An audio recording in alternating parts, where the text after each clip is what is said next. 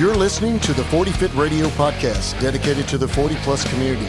Join us as we discuss the truth about fitness and health using science, reason, and the experiences of our host and content experts. Welcome to the 40 Fit Nation.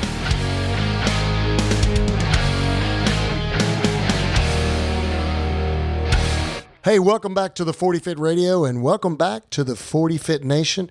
I'm Coach D, and I've got Coach Trent here. Hello, good morning. And it's afternoon. Well, it is here. It's but see, afternoon. This is going to air in the future where it's going to be the morning, because good people wake up and listen to 40 Fit Radio on their way to work. Okay, there you have it. So, hey, guys, today we're coming at you live from the studios of 40 Fit Radio. I want to say that in a radio voice. Live from 40 Fit Radio Studios in Keller, Texas. So, hey, we get a lot of questions from our listening audience about medical problems. How do we treat this? How do we treat that? And one of the questions that we've gotten recently, and we got it in our Q&A that we did on Instagram. By the way, thank you for those of you who participated in our Q&A on Instagram. We had a great time with you guys. I think we spent a little over an hour and 15 minutes just talking about talking. And so we had some great comments, some great feedback. And so we've developed some more content based on some of those questions. And one of those questions was, what do you do with a doctor who tells you not to do something that you know you need to do? So we might title this something like Bad Advice from Good Doctors. Right. And we're not just talking about doctors as in MDs, DOs, or even DPTs or whatever. We're talking about medical professionals in general. Yeah, could be your chiropractor. Yeah. Could be your massage therapist. Yeah. Well, no. We hear all sorts of... Yeah, true. I mean, we hear all sorts of stuff from people that are in the medical field. Who are in the know. Yeah. Medical professionals who are supposed to be in the know. Yeah. So, supposedly. I mean, we could approach this from 1,001 different ways, but let's just start it off by this. So over the years, with my experience in treating patients, by the way, in December, Trent, will be my 30th anniversary as a physical therapist treating patients. So that just means I'm an old guy who has old knowledge. So hopefully I've got some experience too. But over the years in treating patients, I've noticed that many times the patients will go to their physician who refers them for physical therapy, or I will talk to a family friend or a colleague or a client at one of our gyms that we had, or our new gym here, or in just casual conversation in social settings. And the person that I'm talking to will basically say, hey, well, I wanted to do this, but my physician told me not to. Or I'll have a patient that'll come into the clinic and they'll say, my doctor said I'm never to lift over 10 pounds. I hear that a lot. Right. Or my doctor said I'll never run again because I have a knee problem. And we hear that a lot. And we hear all these different comments from patients after they have interacted with their physician or their doctor, open parentheses, close parentheses. It could be their doctor PT too. Yeah. We hear that probably more often than not. It's a very common conversation that I have with patients and friends and family members and people out on the streets. So how do we respond to that? And how do we deal with that? Well, I first want to say this. This is not an episode bashing physicians in this country, even though I think all medical professionals at some point or other, every now and then, we need a slap on the wrist to get us back into reality of how people actually interact and how people actually behave. But I also think that that's one reason why physicians respond in the manner that they do. And so let's talk about that a little bit. Yeah. So yeah, I could sense you being kind of diplomatic over there, but I think what you're saying is that there is a sort of standard of treatment or standard of care, and there is a certain ideal way to approach a problem. And then there's reality of what is the patient actually going to do. Like, you can give them the prescription. Are they actually going to fill it and take the whole, as followed? Are they going to follow directions? And in our experience as coaches, I'm willing to bet, as in your experience as a clinician, the answer is no. Correct. And I think the first thing that patients need to understand, first of all, when you go into a doctor's office, is that they have been taught, first and foremost, to do no harm, to not hurt you. Yeah, the Hippocratic Oath, right? Correct. When at all possible. Now, there are some things that are prescribed and that are done surgically and that are ordered or that are given to you medication-wise, which cause pain sometimes or discomfort sometimes. Exercise will do that sometimes. Rehab will do that sometimes. A procedure could do that sometimes. But the ultimate goal is to do you good, not harm. And so the first thing that a clinician wants to do with you is, number one, reduce the amount of risk to you as a patient and reduce the amount of potential harm to you as a patient. Now, on the flip side of that, as a clinician, they want to reduce the amount of harm to themselves too.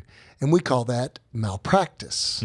Yeah. And that means that they want to minimize the risk to themselves too, while they minimize the risk to their patient. So the general rule of thumb is, as a practitioner with experience, you get to find out a little bit about human nature over the years, and you begin to realize that if you give the patient an inch, human nature is they'll generally take a mile, not a foot, but a mile. Right. And so you tell them to do this. You say, hey, you can go out and walk. And the next thing you know, they're running a marathon. And they end up getting injured. And then they blame you because you told them they could run a marathon. No, I told you could walk. And we would develop a walk to jog to run transitional program. You gave them an inch and they took 26.2 miles. Yeah, exactly. And so the first thing, and so doctors begin to realize, and so do I as a therapist, that I hate to say I try to dumb down, but I really do. I try to simplify my approach to patients. And maybe I really want to give them 8 exercises to do, or I want to tell them, hey, you can do, this, this, and this. I really simplify that. And I also will minimize the amount of risk to the patient, because I know there are some patient personalities that'll do way too much or do nothing of what I told them to, or they'll do way too little and do nothing of what I've told them to. Right. And so you're kind of playing against human nature, because you realize that human nature and behavior is fairly predictable and it acts a certain way. And you have a very short amount of time to try to assess that person and where they kind of are on that scale of being compliant with your treatment program or treatment plan. Yeah, to be fair, most people that don't have a regular physician or a reason to go see a doctor on a regular basis are spending, 5-10 minutes with a physician. It depends on what you're there for, right? Yeah, but sure. you really get what kind of specialty it is. Yeah, you get very little time, face time with most physicians nowadays, right? Yeah. Most of the work is going to be done at most clinics by their assistants, Triage, PAs. Yeah, so you really, they may not have much time to get much of a sense of who you are and how responsible you appear by your actions. Right. I know as a coach, one thing I'm looking for when people come to me is I can learn a lot about somebody in our first session by how they approach me. Right. Were they very, kind of on point and on time? Did they show up on time? Did they Are they contact me? conscientious? Yeah. Did they contact me a couple times beforehand to confirm the time? Sure. Things like that. That just gives me a sense that, this is somebody that is serious about this. Mm-hmm. They've made it a priority. It's not just something they're kind of sort of thinking about doing. And it also tells me, okay, I can be a little bit more detailed with my advice to them, because I know they'll listen and follow through. And you can give them more rope to hang themselves too. In other words, you can actually give them more flexibility and responsibility in their self-care or their self-training, whatever it is, because you have some experience with them and you kind of know how they're going to react. Sure. And I think as you go from encounter to encounter to encounter as a physician or a PT or whatever your medical specialty is, or wherever you fit within the disciplines, you can begin to build experience with the patient, and then you kind of know what you get. You know, if you give this person too much leeway, they're going to do too much, or too little leeway, they're going to do nothing. And vice versa. And so I think that the first thing that patients need to understand, people need to understand, is that many physicians are automatically going to err on the side of conservatism. And like I always say, if you stand before an attorney in a court of law in a malpractice suit, you always want to be able to truthfully say that I erred on the side of the patient's well-being. Right. Not on the opposite side of that equation. And so I think that that's one thing that shapes their mindset. The second thing is like I said, they look at human nature and they have had so many encounters with human behavior, whether, throughout their years of school training and internships and residencies, and then once they get out into the field practicing, and they begin to see certain human traits with certain personalities, and they recognize that some people should not be left alone by themselves. I mean, right. It's the truth. Some people are dangerous to themselves. And some people, again, will err on the side of being extremely passive and extremely sedentary. And some people will do just the opposite and overdo everything. Yeah. And so that's the second reason I think physicians give that, or they give the type of advice that they do, because they recognize that human nature has a certain set of tendencies. And they're trying to manage that human behavior the best they can in the limited amount of time that they have possible. Right. So sometimes that can be, that can come in the shape and the form of fear avoidance type discussions, right. which I hate, which is a terrible way to manage patients. But I will tell you that there are some times when I tell patients not to do something because I am concerned about the fact that they're going to overdo something, and I want them to be fearful enough of doing that to try to protect them. Sure. Yeah. Unfortunately, sometimes physicians will use fear avoidance in a setting where it's just inappropriate. It's not appropriate to use that anymore. So let me give you an example. Let's say you have a fusion patient that has had a lumbar fusion surgery. They're 6 months post-op. They're feeling great, but the doctor is still telling them, I don't want you to ever lift over 10 pounds anymore. Right. I get why the doctor is giving that advice, normally to do no harm. And normally because they know that the person, if they're given an inch, they might take a mile, but they also might be giving that advice because they just don't know too. And I would just say this, the advice given for rehabilitation or strength training or improving the 10 general physical skills, it's not that physicians don't know, it's that it's really just not in their normal daily skill set unless they're an orthopedic surgeon, a neurosurgeon, or a physical medicine physician, and that's what they do all day long, every day, right. is do surgeries and rehab and send people to rehab very regularly. So a lot of physicians in other specialties, and even some of those in those specialties, will sometimes err on the side of really limiting the patient's mindset and giving them some fear avoidance in relationship to what they can or cannot do after their surgery or when they've encountered an injury. And that's a bummer, but that's just the way it is. Right. I'm thinking about my mother, bless her.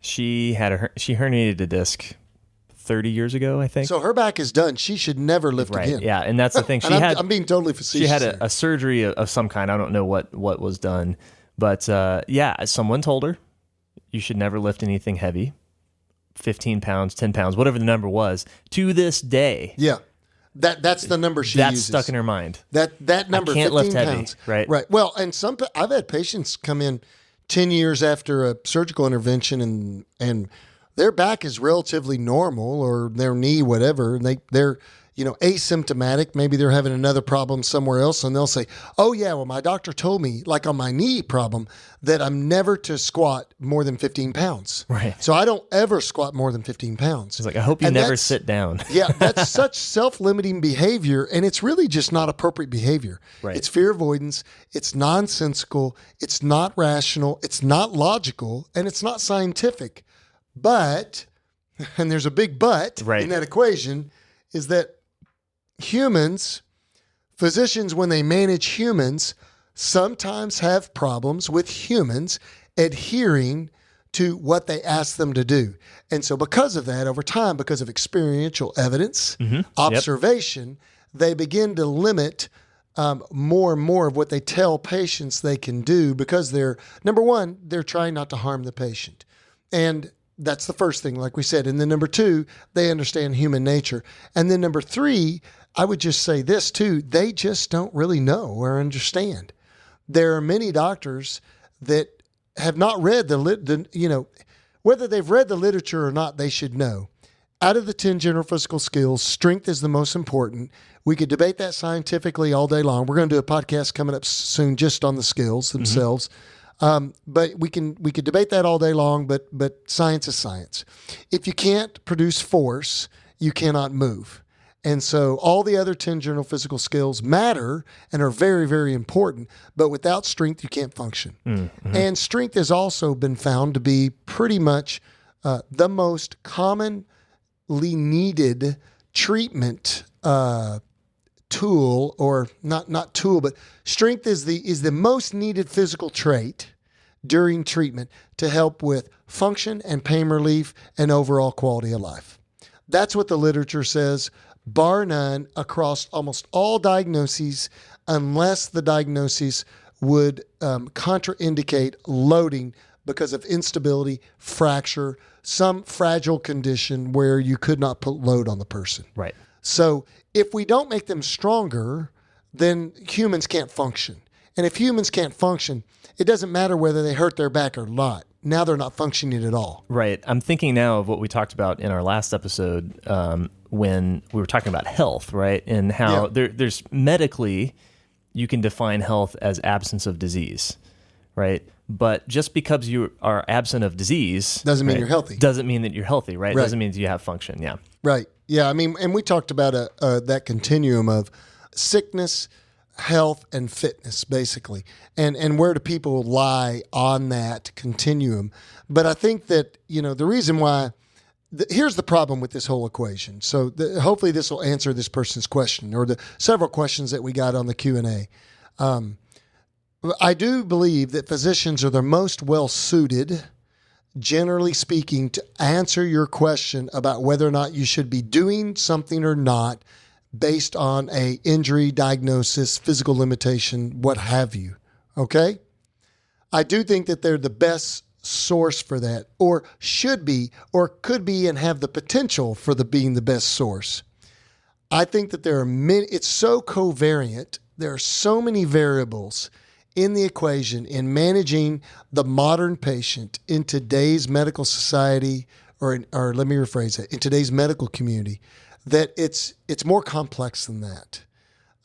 So I think that becomes an issue in relationship to patients using their physician as the sole source of expert, air quotes, advice. Okay. They should be the sole source of expert advice. Not sole source, but the primary source that we would go to for expert advice. I'm glad you brought that up. Because I think maybe what is different now than when you started practicing as a PT is that you go to a physician, you get a diagnosis, you get some feedback on what you can and can't do. And now you have Google, right? So you become a Google doc. You get Dr. Google as your second opinion, right? Which I don't agree with that either. And so if I have to imagine that a lot of patients are either coming in, or they're probably coming into the clinic with a preconceived notion of what they have and what's appropriate and what's not. And there's just a bunch of bunk out there on the internet mixed in with a few nuggets of gold and a whole lot of crap. Well, I mean, there's a lot of good information on the internet. The problem is that you're reading it. When a physician or someone like myself, a DPT that's got a ton of experience, when I see something on the internet, I am filtering that through all of the years of experience, academia, and training and observation. And so I see that totally different maybe than a layperson would. Right. And so would the engineer who sees something on the internet that's engineering based versus me. There's just a perspective that is gained there from the education and the experience that you get that allows you to see that through a filter that's a more learned, more accurate and acute filter. So just going on the internet and reading something, first of all, it may not even apply to you. Second of all, it may not be scientific. It may be presented as science, but when you actually look at the study and the literature and the research, the studies are not well performed. The statistics are not good. The internal and external validity is poor. There's so many things. We can make anything look good. We can make anything seem like it's good research, and that's not necessarily the case. And so I think that when we go back to this question of bad advice from good doctors, I think there's many reasons why people get it.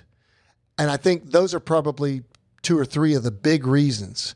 And I think that good doctors today that are out practicing today, especially the doctors that are in the fields of specialty that we're talking about, that most people are relating to when we're discussing fitness. We're usually talking about orthopedists, sometimes family practice sports medicine doctors, neurosurgeons or neurologists, and physical medicine specialists.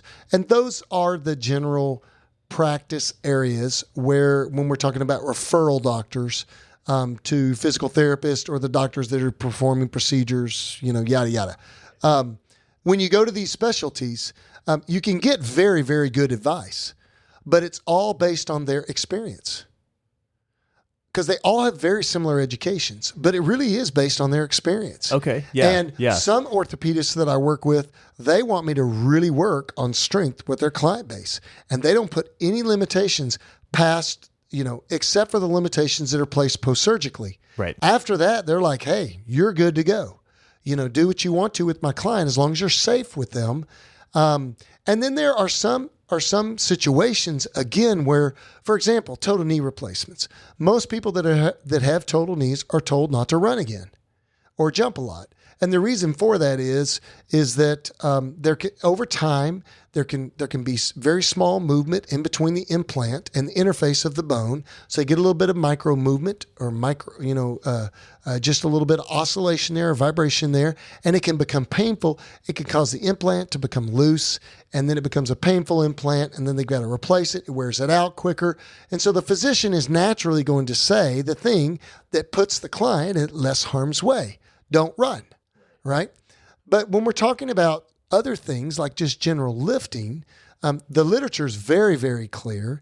And that is that a back after surgery will be healthier if we get its strength back. So, and stronger than it was before, most likely. Right. And so, telling the patient not to lift more than 10 pounds is not good advice. Now, there are some conditions where, as I said, postoperatively, right after surgery, we're going to limit and gradually transition the patient. And as a therapist, I get it. My patients sometimes get frustrated with me because I won't follow what their strength coach wants me to do. But I have a rationale for that. And in the back of my head, I'm thinking to myself, my number one goal is I don't want to pop that new ACL graft until it's mature enough to handle loads. Right. So do you think some of this is, I don't think it's too political to say that we have a movement in this country of anti-intellectualism, I'll call it, right?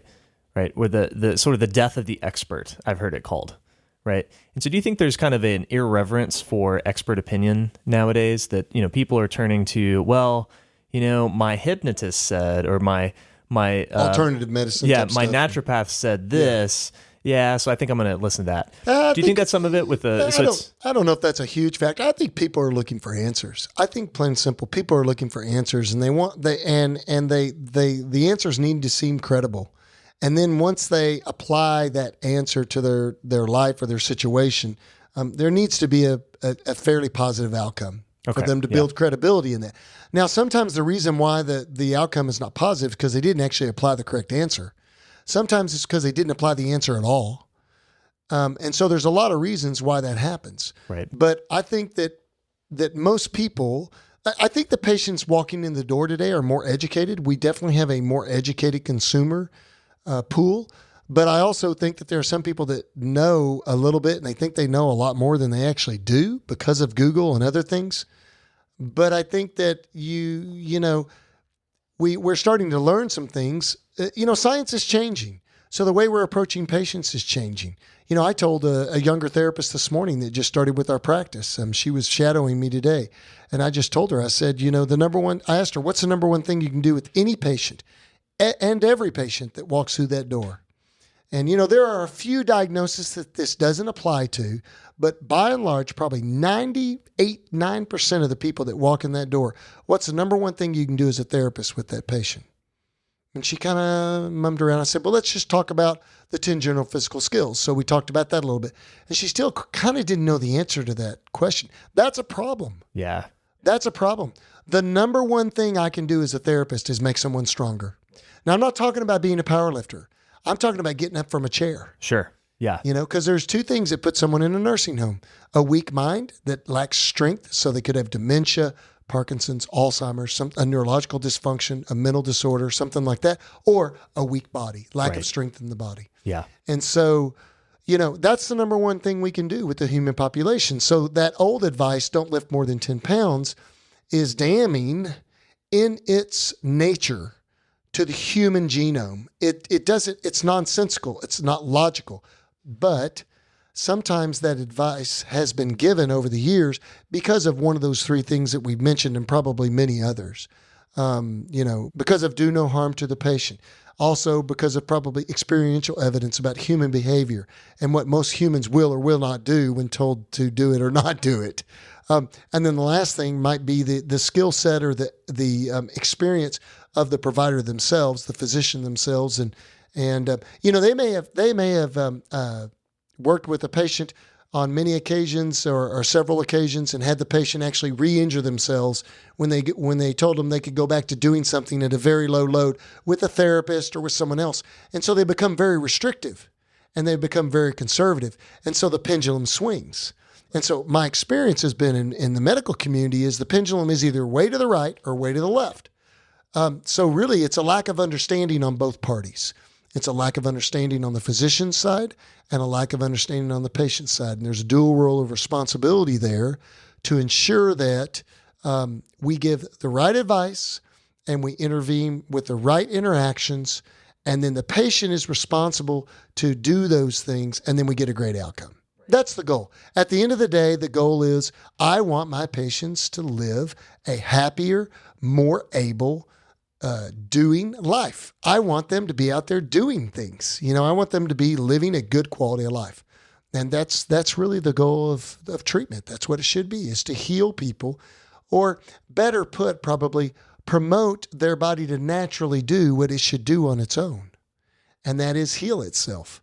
And so I think that's, the answer to this question is why do good doctors give bad advice sometimes? There are some of the reasons, and I think the key is that when you know you've been told something and it just doesn't make logical sense, seek out other advice. That's why 40 Fit Radio is here. That's why avenues like this exist, because we're trying to educate the population, not with fads and trends and fitness gimmicks, but with real science and with real evidence. This podcast is intended for educational purposes only, or entertainment. That's our backdrop. The opinions expressed herein are only those of, and not that's representative of. No, the opinions are pretty much my opinions, right? And Trent's opinions, but I think that there's some great advice out there from your physicians, so we don't want to discount that, and we never want to put the patient at risk because of that. But when something just doesn't make sense, seek out, get a second opinion. You can always get a second opinion. Right. Right. I think one thing that I think that is pretty cool about watching our lifters here at the gym develop as athletes is when they go and get physicals, they get blood tests, that kind of stuff, and they're told something, they don't necessarily take it at face value if they see other places where they can make improvement in their life. One example is we had a person just get a blood test, part of their annual physical, and their testosterone numbers came back. And the doctor said, well, it's on the low side of normal. Here's the normal range. And they show them the green bands where the normal range is for their age and sex. And, you're on the low end of normal, but you're still normal. Yeah, and I think, sure. I think a lot of people could walk away from that and say, okay, well, I guess he said I'm normal, so I guess I'm fine. Well, because he got advice from the expert. That's right. But I think in this case, this person knew that there were other things about their training where they didn't necessarily take that at face value. Said, I don't know. I think I'm going to get another opinion on my hormone levels because it seems kind of low to me. Right. And let me see if that's really where it should be. Right. Yeah. And so what we did was I asked him, what's your free, what's your total, what do your other numbers look like? And they were a little off and they were a little low. So, because of that, we're able to then educate him as to, what, you might want to seek another opinion. and maybe see if there's something that could be done. Right. Potentially if it's appropriate for your situation. And so there are cases where, see, the good thing is he's in an environment of knowledge, and that's the key, because the expert can shape the patient's entire expectation level as to what they are or not going to do for the rest of their life. Right. Like you said, like with your mom, for the rest of their life. So we want to be careful. I'm really careful about what I tell my patients. I have a very non-restrictive philosophy about what I tell them they can do or not do, because I don't want to be self-limiting to them. Right. Because I've seen people break the chains of not being able to do.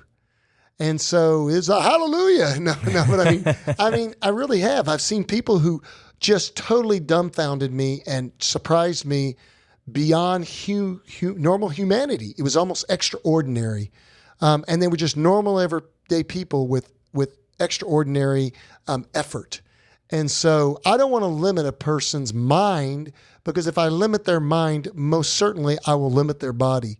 The only time that I'm going to be more careful with my advice and be more restrictive, because I'm careful both ways, to not be too restrictive, but to also be restrictive where needed, is when I know that when the patient's at risk post-surgically, or where they're at risk because they have an underlying condition that we need to be careful with. And that makes sense. And that's the kind of provider that you're looking for. So it's someone who will look at that very logically. And then sometimes I'm more restrictive up front when I first meet the patient in the initial encounter. Absolutely. And as I get to know the patient, then I will begin to release more and more. It's like you do with your kids sometimes. And I hate to say that, but I begin to release more and more responsibility to the patient. And then eventually I just say, hey, you don't need me anymore. Go do your thing. Right. You know? And so, yeah, that's it, man. Yeah, that's good. All right, let's close out. All right, let's do it. Thanks, guys, for joining 40 Fit Radio and being a part of 40 Fit Nation. As always, go find us on Instagram. We are at 40 Fit Radio. You can also... Brain drain. I have to train later, too. We're on Instagram at 40 Fit Radio. And Trent can be found at Marmalade Cream. And I can be found at Dr. Deaton. Right. You can email us, info@40fit.com. And you can go to 40fit.com, too. And you can go to the 40 Fit Radio 40 Fit Radio tab, and you can download episodes there too. But hey, man, give us some reviews and comments. And we'd love to see your comments on Instagram and on Facebook. We're at 40 Fit Nation on Facebook. That's our new Facebook page that we're trying to start to populate a little bit and get rolling. So that's right. Yeah. So drop us questions, drop us comments. You know, I try to get discussions started every couple days there on 40 Fit Nation. I'm terrible at that. I'm just so antisocial. I need to be more social. Yeah. You do. I like the Q&As. I love the Q&As. We're going to do another Q&A. We'll do more of those. Yeah, for sure. We'll do more of those. So get yourself on Instagram if you're not already, so that you can take part in those, and we'll see you there later. If not, we'll see you next week. Take care. Bye-bye.